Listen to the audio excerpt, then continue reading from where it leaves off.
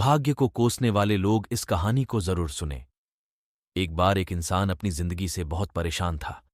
वह हर समय अपने आप को कोसता रहता था कि क्या जिंदगी मिली है, मुझे क्या जीवन है।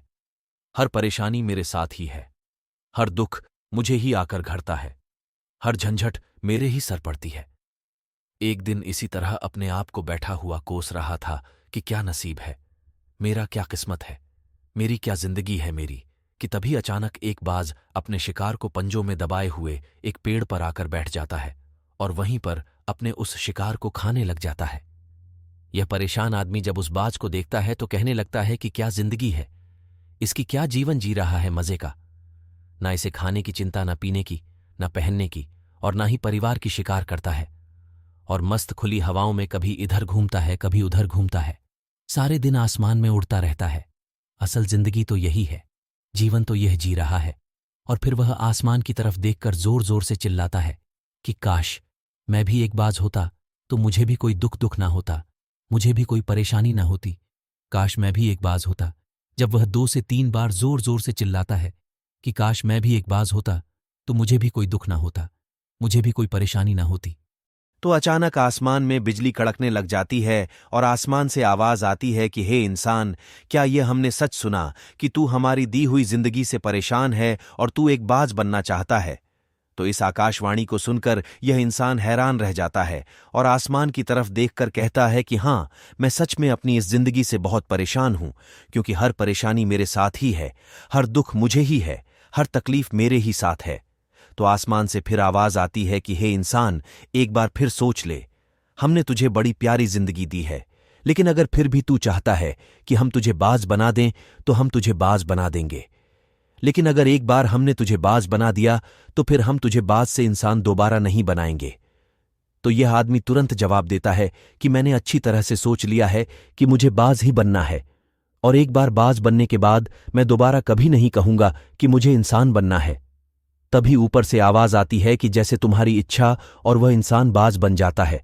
बाज बनते ही वह इंसान खुली हवाओं में उड़ने लगता है, कभी उड़ता हुआ इधर चला जाता है, कभी उड़ता हुआ उधर चला जाता है और सोचता है क्या मजे की जिंदगी है। असल जिंदगी तो यही है ना, कोई चिंता, ना कोई परेशानी, ना कोई डर।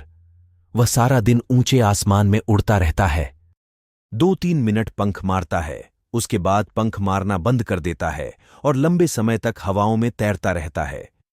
इसी तरह हवाओं में तैरते हुए शाम का समय नजदीक आ जाता है तो वह सोचता है कि मेरे पास रहने का एक ठिकाना भी होना चाहिए, मेरा अपना एक घर होना चाहिए जहां मैं रात में आराम कर सकूं। तो यह सोचकर वह छोटी छोटी लकड़ियां इकट्ठा करने लग जाता है और एक ऊंचे पेड़ पर अपना घोंसला बनाने लग जाता है। एक एक लकड़ियां इकट्ठा करके वह अपने लिए एक सुंदर सा घोंसला तैयार कर लेता है और रात में उसी में सो जाता है और सोचता है सुबह उठकर शिकार भी करूंगा और सुबह उठकर फिर से मौज मस्ती भी करेंगे, खुली हवाओं में उड़ेंगे।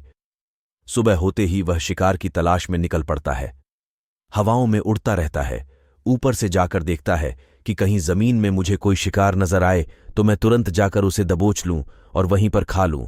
लेकिन उसे कोई शिकार नजर नहीं आता। काफी समय बीत जाता है, वह लगातार ऊंचाई से शिकार को ढूंढता रहता है, लेकिन उसे कोई शिकार नहीं मिलता। फिर पास एक जंगल होता है, यह उस जंगल में चला जाता है, यह सोचकर कि शायद वहां कोई अच्छा सा शिकार मेरे हाथ आ जाए।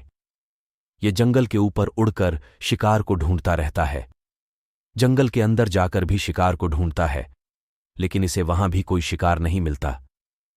शाम का समय नजदीक आ जाता है तो मायूस होकर वापस अपने घोंसले की तरफ लौट रहा होता है कि रास्ते पर थककर एक पेड़ के ऊपर बैठ जाता है। जब यह उस पेड़ के ऊपर बैठा होता है तो उसकी नजर एक बीमार चिड़िया पर पड़ती है जो कि एल अवस्था में होती है। यह तुरंत जाकर उसे दबोच लेता है, उसके पंख निकालकर अलग कर देता है और उसे खा जाता है। उस चिड़िया को खाने के बाद वह अपने घोंसले की तरफ उड़ जाता है और रास्ते में सोचता है कि चलो बीमार चिड़िया ही सही, लेकिन कुछ तो खाने को मिला। वह अपने घोंसले पर पहुंचकर आराम करने लगता है और सोचता है सुबह एक अच्छा सा शिकार पकड़ूं और अपनी भूख मिटा लूंगा।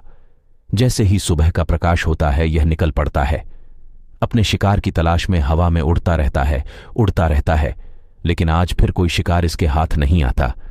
काफी समय बीत जाता है, यह ऊंचाइयों पर जाकर अपनी तेज नजरों से शिकार को ढूंढने की पूरी कोशिश करता है, लेकिन इसे कोई भी शिकार नजर नहीं आता। फिर यह पास के उस जंगल की तरफ चला जाता है, लेकिन इसे वहां भी कोई शिकार नहीं मिलता। इसी प्रकार पूरे दिन उड़ते उड़ते शाम का समय नजदीक आ जाता है तो यह निराश होकर वापस लौटने लगता है और रास्ते में एक पेड़ पर आकर बैठ जाता है। सोचता है शायद आज फिर कोई बीमार चिड़िया मेरा इंतजार कर रही हो, लेकिन हर बार किस्मत मेहरबान थोड़ी होती है। आज इसे कोई बीमार चिड़िया नहीं मिलती। वह थक हार कर वापस अपने घोंसले की तरफ चल पड़ता है और घोंसले पर पहुंचकर भूखा प्यासा ही सो जाता है और सोचता है कल सुबह एक बड़ा सा शिकार पकड़ा और आज की भूख भी मिटा लूंगा। रात को अपने घोंसले में सोया होता है, गहरी नींद में होता है कि तभी एक भयानक तूफान आता है। इस तूफान की हवा इतनी तेज होती है कि उसके घोंसले को उड़ाकर एक जगह फेंक देती है और कहीं दूर दूसरी जगह पर गिरता है। वहां नीचे एक नोकदरा लकड़ी पड़ी होती है जो इसके पंजे में गड़ जाती है और इसे बुरी तरह घायल कर देती है। तूफान के रुकने के बाद बारिश शुरू हो जाती है।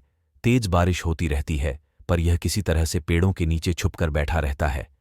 बड़ी मुश्किल से इसकी रात कटती है। जब सुबह होती है तो बारिश रुक जाती है। बारिश के रुकते ही चारों तरफ खुशियां छा जाती हैं, चारों तरफ हरियाली छा जाती है। नदियां और झरने तेजी से बहने लगते हैं। सब कुछ फिर पहले के जैसा हो जाता है, लेकिन यह बाज अब पहले के जैसा नहीं रहा। इसका पांव बुरी तरह घायल हो चुका है। इसके पंजे में जो लकड़ी लगी थी उसकी वजह से इसका पंजा बुरी तरह छत बिछत हो गया है। और मैं आपको बता दूं कि बाज का जो पंजा होता है वह उसके शिकार को पकड़ने के लिए सबसे जरूरी होता है, क्योंकि बाज अपने पंजों से ही अपने शिकार को पकड़ता है, दबोच होता है और फिर अपनी चोंच के माध्यम से नोच नोच कर खाता है। लेकिन अब इस बाज का पंजा बुरी तरह से घायल हो चुका था और वह पिछले 2 दिनों से भूखा भी था।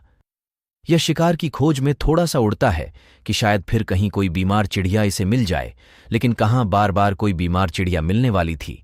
वह कुछ देर तक उड़ता है, लेकिन फिर भूख और दर्द के मारे थक कर एक पेड़ पर आकर बैठ जाता है। वह पेड़ पर आकर बैठ तो जाता है, लेकिन उसे पता नहीं था कि यहाँ एक और मुसीबत उसका इंतजार कर रही है।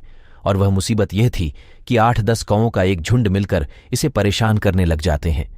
इसके ऊपर आकर इसके घाव में चोंच मारने लग जाते हैं। उन्हें भी पता चल जाता है कि यह बाज घायल है और भूख की वजह से कमजोर भी है। यह बाज उनसे बचने के लिए थोड़ा सा उड़ता है और फिर जाकर बैठ जाता है।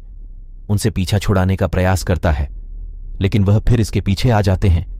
तो यह फिर उड़कर थोड़ी दूर चला जाता है, लेकिन वह इसका पीछा नहीं छोड़ते और बार बार इसके पास आकर इसे परेशान करते हैं। कौवे अक्सर बाज के साथ ऐसा करते हैं, लेकिन फिर बाज भी उनके साथ एक खेल खेलता है। जब कौओं का झुंड बाज को परेशान करता है और उनका पीछा नहीं छोड़ता, तो बाज हवा में सीधी उड़ान भरने लग जाता है। वह तेजी से सीधा ऊपर की ओर उड़ने लग जाता है। कौवे भी उसके पीछे उड़ते हैं, लेकिन कुछ देर तक उड़ने के बाद कौवे ऐसी ऊंचाई पर पहुंच जाते हैं जहां पर उन्हें ठीक से ऑक्सीजन मिलनी बंद हो जाती है। उनका दम घुटने लग जाता है, उनकी सांस रुकने लग जाती है। तो फिर वह वहां से ऊपर नहीं जा पाते, पर क्योंकि बाज तो बादलों से भी ऊपर उड़ सकता है, इसीलिए वह तो ऊपर चला जाता है। लेकिन कौवे वहां से ऊपर नहीं जा पाते और वो नीचे आने लगते हैं। तो इस तरीके से बाज उनसे अपना पीछा छुड़ा लेता है। लेकिन ऐसा करने के लिए, इतनी ऊंची उड़ान भरने के लिए इस बाज के पास उतनी ताकत नहीं थी, क्योंकि यह भूखा भी था और घायल भी था। तो यह उड़ता और थोड़ी सी दूर जाकर बैठ जाता और कौवे फिर आकर इसे परेशान करने लग जाते। इसी तरह भूख और घायल हालत में एक दिन गुजर जाता है, दूसरा दिन गुजर जाता है, तीसरा दिन गुजर जाता है। लेकिन इस बाज की हालत में कोई सुधार नहीं हो रहा था। वह बद से बदतर होती जा रही थी। चौथे दिन जब यह बिल्कुल खत्म होने पर आ जाता है, इसके अंदर बिल्कुल ताकत नहीं बचती और इसका शरीर इसका साथ छोड़ने लगता है।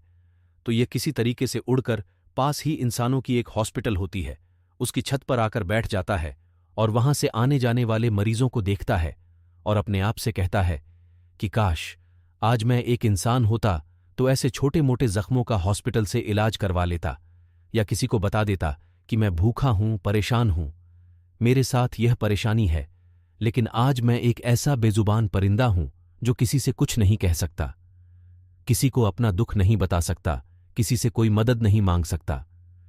यही बात सोचकर वह उसी छत पे अपना दम तोड़ देता है। वह अपनी जान की कुर्बानी तो दे जाता है, लेकिन साथ ही साथ हमें यह सीख भी दे जाता है कि आपको जैसा बनाया गया है आप जैसे भी हो उसी में खुश रहो और उसी में बेहतर करने की कोशिश करते रहो, न कि इस बात से परेशान रहो कि काश मैं ऐसा होता, काश मैं वैसा होता, काश मैं यह बन जाऊं। आपको जैसा भी बनाया गया है, आप उसी में अपना सर्वश्रेष्ठ करने का प्रयास करते रहो। दोस्तों, यह कहानी तो काल्पनिक है, लेकिन हमें जीवन का एक बहुत ही महत्वपूर्ण नियम सिखाकर जाती है कि हम जैसे भी हैं, अच्छे हैं, बस हमें उसी में अपना सर्वश्रेष्ठ करने का प्रयास करते रहना चाहिए।